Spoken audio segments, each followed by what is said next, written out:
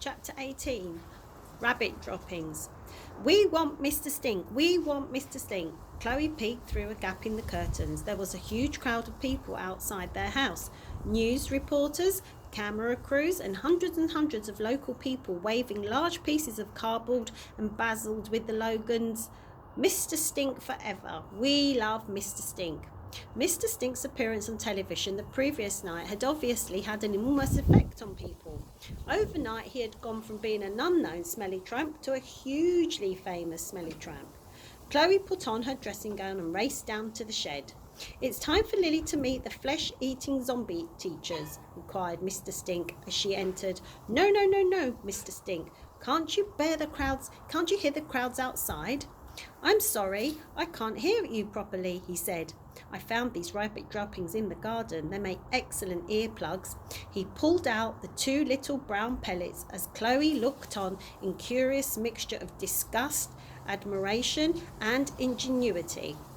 For those of you who may find yourselves out in the wild and in need of earplugs, just follow that easy step-by-step guide.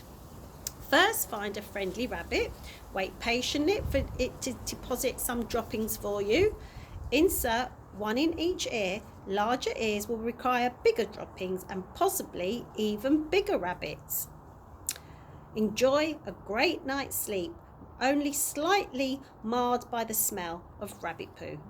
The Duchess sniffed at the droppings in vain, hoped that there might be a couple of rouge Maltesers or, the very worst, some of Raj's despaired coffee revels, but quickly turned up her nose as she realised it was just poo.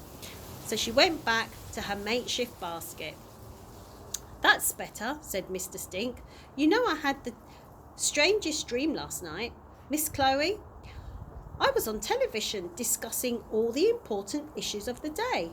Your mother was there too. It was hilarious." "That was no dream, Mr. Stink. That really did happen."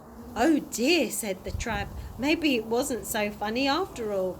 "It was hilarious, Mr. Stink. You were there. You were the star of the show. And now there's hundreds of people cramped outside the house. What on earth do they want, child?" "You," said Chloe. "They want to interview you, I think, and some people want you to be the Prime Minister. The crowds are getting louder and louder now. We want Mr. Stink. We want Mr. Stink. We want Mr. Stink." "Oh, my word. Yes, I can hear them. They want me to be Prime Minister, you say? Ha ha. I must remember to appear on television more often, and maybe I can be the next king too." "You better get up, Mr. Stink, now." "Yes, of course, Miss Chloe. Right. I want to look smart for my fans." He bundled around the shed, sniffing his clothes. "Even if he thinks they're smelly," thought Chloe, "they must be really bad. I put some clothes on a quick wash and I'll dry them for you," she offered hopefully. "Oh, thank you, my dear. I don't think washing machines are hygienic. I'll just get the Duchess to chew some of my particularly nasty stains out." He dug through a pile of clothes and pulled out a pair of dirty and crusted brown trousers. Whether they had been brown when they started off their life and now it's anybody's guess.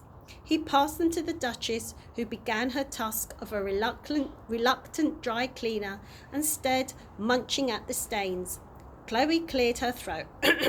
"Mr. Stink, you said on the TV show how every homeless person had a different story to tell.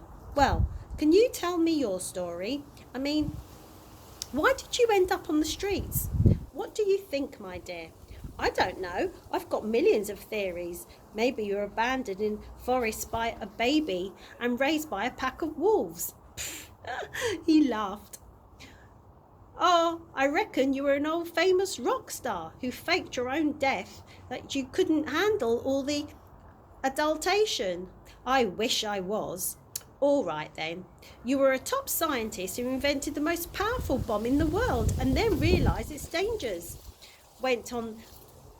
And you went on the run from the military. Well, those of you got very good imagination and guesses," he said, "but I'm sorry none of you are right. You're not even close, I'm afraid." I thought not. I will tell you when the time's right, Chloe. I promise. I promise. Now, give me a few minutes, my dear. I must get ready for all the public. Tomorrow I'll read chapter 19.